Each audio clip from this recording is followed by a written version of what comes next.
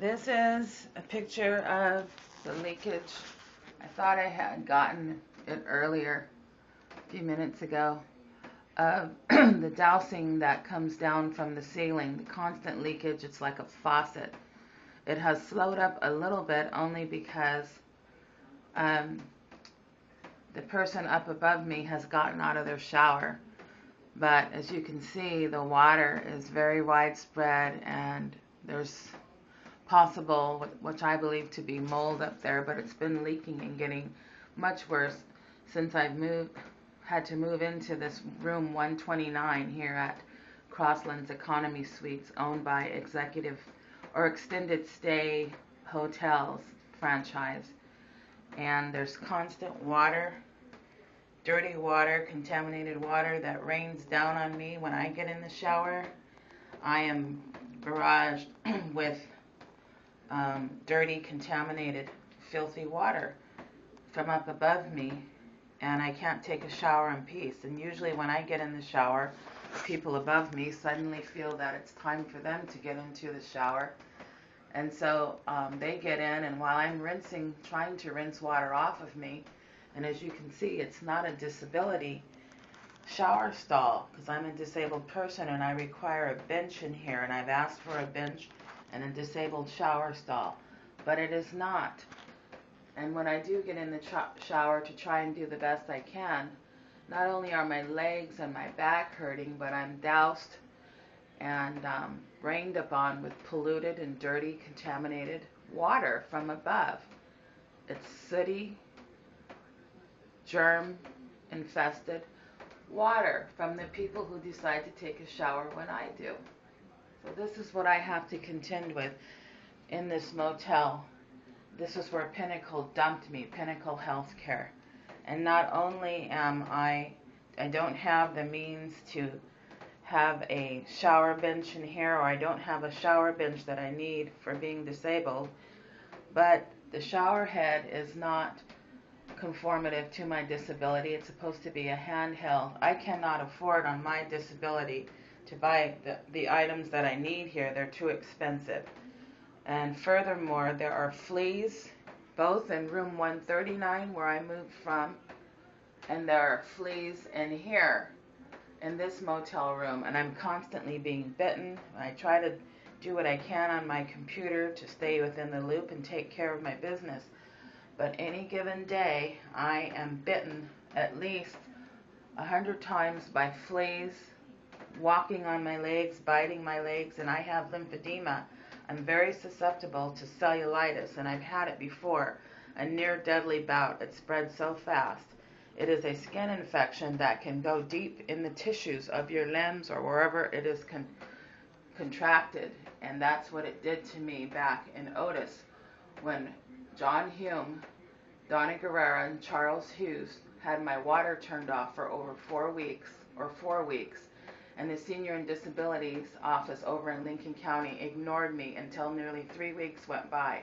But by then I had caught cellulitis, and it became a near-deadly bout. I didn't know what I had. I thought it was just another form of my lymphedema until I went to the hospital. And there they had to give me strong antibiotics, which didn't kill it. For many months I suffered with that cellulitis. And the Department of Justice in Washington, D.C., though they said they've righted the wrongs with the Panther Creek Water District, I don't feel that they did, because there was nothing ever sent to me stating what the wrongs were and what they had to change in their policies, etc. And nothing was ever done by the state to the Senior and Disabilities Office for ignoring my suffering and not having water for 4 weeks until I was nearly dead. And I had to go into a nursing home, and we all know what happened there. The nursing home was owned by Pinnacle, and Pinnacle, their employees, Anthony Nippers, and an employee that he had fired, a felon, stole nearly all of my belongings and divvied them up between my ex-fraudulent landlords, Donna Guerrera and Charles Hughes.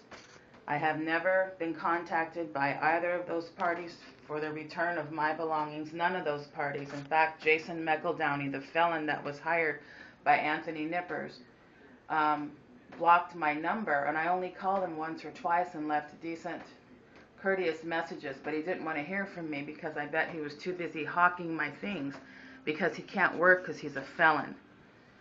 Today is January 1st, 2011, and it is about 5 p.m. No, it's 6:38 p.m. signing off. 6:32 p.m. signing off. Kimberly Pettit, here at 520 Harlow Road in Springfield, Oregon, at Crosslands Economy Suites Studios Motel. And this is the place where Angelica Swartout, the 23-year-old woman, was working here and is now on trial for murder, for smothering her baby and throwing her in the dumpster. Those are the allegations, the criminal allegations made against her. There's a lot of crime that goes on here, and a lot of drug use, and a lot of seedy, very unlawful, illegal people that should not be staying here. I cannot believe at 46 years old I've been deduced to being thrown in a dumped in a motel that is not accommodating to my disabilities, and it's really not accommodating where I should be anyway. There were many promises made to me by Anthony Nippers, that administrator of the nursing home who was responsible for the theft and disappearance of nearly all of my belongings, that when I got to Lane County from Lincoln County, there would be so many resources for me as a disabled person, and there would be funding from the nursing home, South Hills, which is also owned by Pinnacle, for me to get into my own house with a care provider within a month. Well, it's been over a year. I've yet to see any of those promises come true. In fact, I was informed by Senior and Disabilities Office of Lane County that there is no funding in the nursing home. There is no resources for people who have disabilities. The whole ordeal with Anthony Nippers was a sociopathic, psychopathic, corruptive scam by him to steal from me. And the police, Eugene Police Department, have done nothing but add to the problem and brutalized me last year with 4 SWAT team members that came in the nursing home based on false allegations that they knew were false by the nursing home administration, that I was suicidal, homicidal, and threatening to do harm to myself and others, which is far from the truth. They just were trying to dump me from the nursing home because the administrator of South Hills Nursing Home is Martha Janess, and she is Anthony Nippers' mother. Anthony Nippers being the administrator from Lincoln City Rehabilitation Center Nursing Home, who is responsible for the theft and disappearance of nearly all of my belongings and other belongings that were in my care. And I paid him $400 cash before the job was done because I thought you could trust nursing home administrators. This is health care.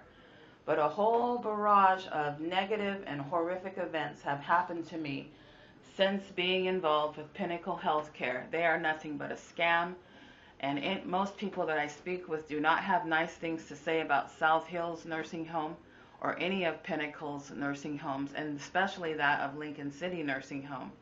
I do know that Anthony Nippers has been fired, but not for many months after he stole my belongings and lied to me, and never once has contacted me since I left that facility on December 31st, 2009. Today is January 1st, 2011. What a mess. I cannot believe my life has taken the steps and the less than progress that it has. Look where I am, in a motel, and everything I've owned has been taken from me due to corruption within the state governments, including the courts in Lane County and Lincoln County, and at the county level and at the city level by police. So much racism, corruption, discrimination that's regularly and routinely and habitually overlooked. It's like that's the way the Oregonians live here, especially those in law enforcement, that any kind of corruption goes. Lie when you get caught. Say the person is mentally ill, meaning me. They say I'm mentally ill when I'm not, because they have nothing else to fall on. because I've told the truth, and they're in hot water. So let's call her mentally ill and bring in our friends to write up false assessments of her and cause her to be handcuffed and yanked out of bed by 4 SWAT team members. And the battle goes on, and this fight for justice goes on, and my arm is killing me, and it has been killing me ever since I've been thrown into this motel room on a bed that's not conducive to my disabilities. And there's the bed. It's not a hospital bed at all. I've tried to put pillows below me to prop my legs, but it doesn't work because I freeze.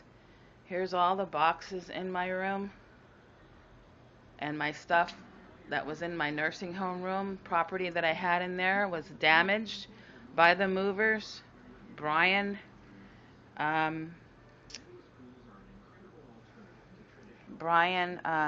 Hart from Pinnacle told me on the day I was being unlawfully discharged from the nursing home that all of my belongings were fully insured, and if anything got damaged, they would be paid for in full for what they were worth. That turned out to be a lie, and there's a present small claims court action against him and the Crosstown Movers and Beacons moving company that's involved. Everybody has lied to me and treated me like crap, and I am sick of it. My videos are now up on YouTube, thanks to Salem-news.com, and Tim King and William Coleman came out here a couple days ago and interviewed me and was able to get my story finally. But this is how I live, in a crammed up cracker box called home for the last 6 months. Signing off, January 1st, 2011, Kimberly Pettit. It is now 6:38 p.m.